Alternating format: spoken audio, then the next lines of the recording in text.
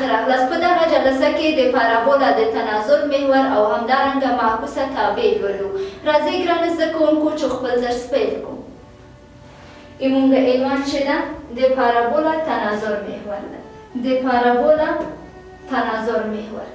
ګرانو زده کوونکو، محور د مستقیم کرښې سره مطابقت لري چې محور څخه پورته د پارابولا د سر څخه تیریږي ایکس عمودي دي او ګراف په دوه مساوي برخه ویشي.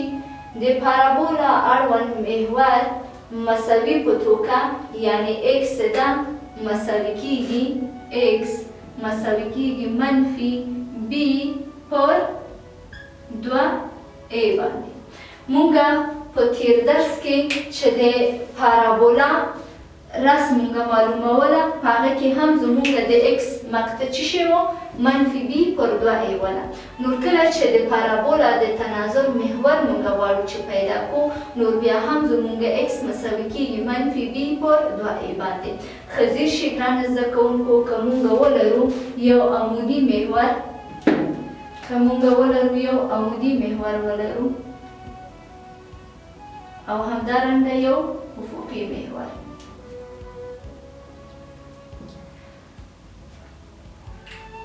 ګرانو زده کوونکو، په دې محور کې چې دی یعنې دوه مقطع مونږه ټاکو. فرض کوو دا مونږه وای مثبت ده، دا وای منفي ده، دا ایکس مثبت ده او دا هم ایکس منفي ده.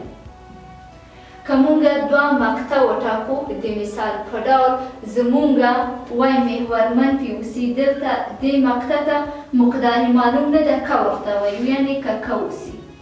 همدارنګه ایکس محور ته راځو، د دې مقطع هم مثبت ده خو معلومه نه ده دا چې شی ده، دا به آر نیسو. دا دواړه نقطې یو بل سره یو ځای کوو. فرض کله چې مو یو ځای کړله دغه نقطه مونږه ترلاسه کړل. څه دغه نقطه کې مونږ لیکو چې دا مقطع یا نقطه د آر او که ده، چې مونږه آر خپله ایکس ده او که هم خپله د وای محور. که مونږ غواړو په دې کې د پارابولا تناظر محور ترلاسه کړو، فرض کوو مونږه یو پارابولا باسو. دا مونږه په دغه پارابولا کې دغه مستقیمه خط ته تاسو ښه ځیر شئ چې ایکس چې آر او که ورسره یو ځای شوي دي. دا د تناظر محور ده. یعنې که د پارابولا په منځ کې دغه کرښه وباسو، دې خوا یې مساوي دې خوا سره ده. یعنې که فرض وکړو چې دغه نقطه زمونږ دا ایکس یو ده او دا هم ایکس دوه ده، دلته یو خط باسو. فرض کوو چې دغه نقطه سی دي ای ده، دا منځنۍ نقطه څه ده؟ سی ده، دې خوا سی دي بی ده. دې ته مونږه د محور تناظر وایو. محور تناظر په کوم اساس باندې؟ ښه ځیر شئ ګرانو زده کوونکو، زمونږه وویله چې کله دغه تناظر خط مونږه وویستله دواړه خوا مساوي ده، یعنې ای څه ده؟ تر سی پورې، یعنې ای او سی. دا خط څه ده یا فاصله څه ده؟ مساوي ده د سی او بی پورې، یعنې بی سی. یعنې ای او سی او بی او سی فاصله سی دي په دې دواړه خواو کې مساوي ده، چې د آر او که مقطع څه دغه خط راځي، دا اصلا د پارابولا د تناظر نقطه ده. دا څه دي؟ د پارابولا د تناظر نقطه ده.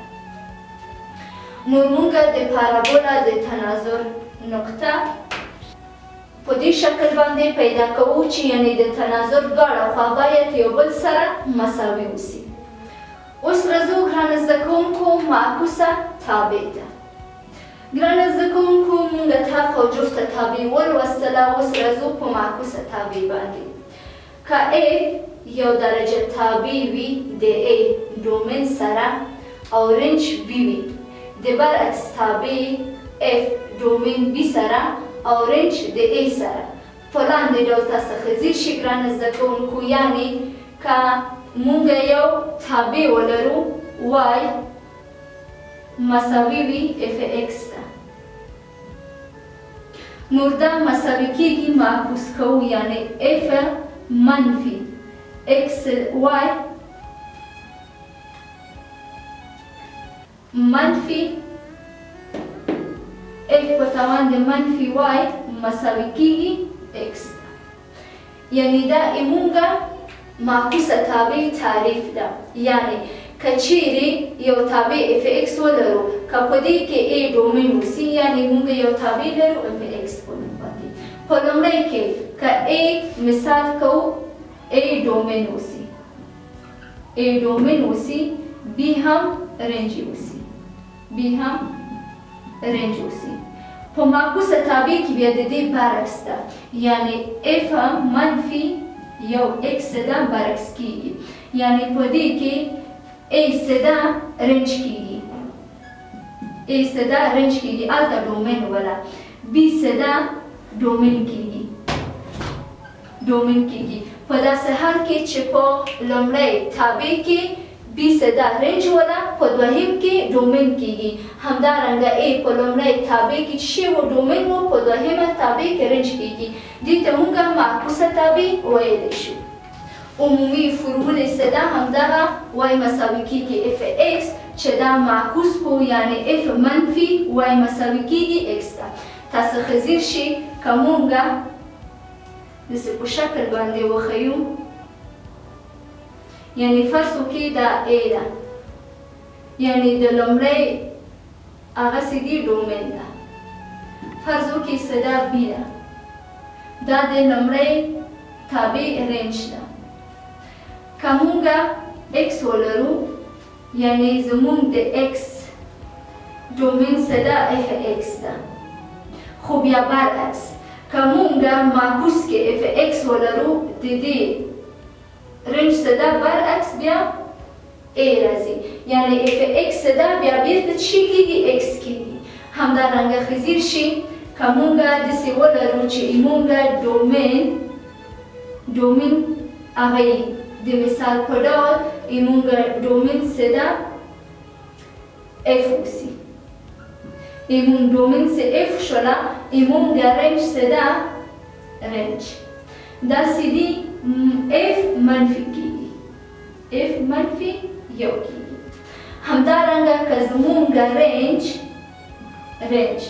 اف وسي نور دا مساوي کېږي زموږ ډومین صدا اف منفي یو کېږي.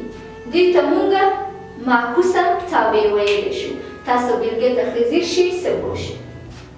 ګرانو زده کوونکو که موږ یعنې داسې مثال ولرو چې اف یو سي مساوي کېږي دوه ته اف پنځه سي مساوي کېږي څلور ته. تاسو په دې کې معکوسه تابع ترلاسه کړئ چې د اف یو څه مساوي کېږي دوه ته او اف پنځه څه مساوي کېږي څلور ته. د دې معکوسه تابع کوم یو دي؟ د دې معکوسه تابع مساوي کېږي لومړی د اف یو څه مساوي کېږي دوه ته دا کېږي اف منفي یو دوه مساوي کېږي یو ته. یعنې ښه ځیر شئ دلته اکس چې وله ډومین و او وای چې وله رنج و دلته برعکس شوله. دلته وای صدا رنج شوله او دلته چې یو ډومین و هلته رنج ته بدل شو. همدارنګه دې بل ته ګورو اف پنځه مساوي کېږي څلور ته. نور د دې معکوسه اف منفي یو کېږي څلور مساوي پنځه ته. یعنې ډومین چې و رنج شوله او رنج چې و ډومین شوله. دې ته موږ معکوسه تابع ویلی شو. ګرانه زده کوونکو دا و زموږ د ریاضي نننۍ جلسه تر بله جلسې پورې چې زه ستاسو په خدمت کې حاضرېږم. تاسو مهربان او بخښونکي الله ته سپارم. خو وخت د خدای په امان.